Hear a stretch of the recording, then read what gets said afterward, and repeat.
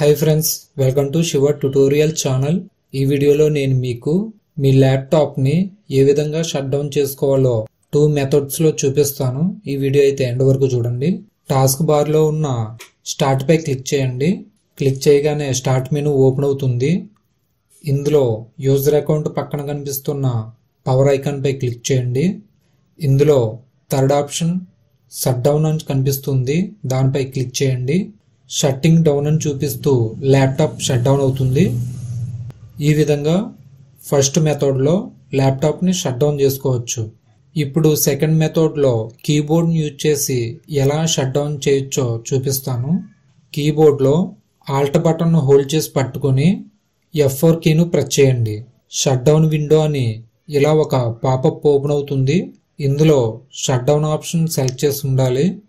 ఇప్పుడు కీబోర్డ్లో enter కీను press చేయండి. Laptop shut down అవుతుంది. ఈ విధంగా ల్యాప్టాప్ను షట్ డౌన్ చేసుకోవచ్చు. ల్యాప్టాప్ బేసిక్స్ పార్ట్ 37 వీడియోతో మళ్ళీ కలుసుకుందాం. ఈ వీడియో కనుక మీకు ఉపయోగపడింది అనుకుంటే లైక్ చేయండి, షేర్ చేయండి, కామెంట్ చేయండి. ఇలాంటి మరిన్ని వీడియోస్ కోసం మన ఛానల్ను సబ్స్క్రైబ్ చేసుకోండి. Thanks for watching.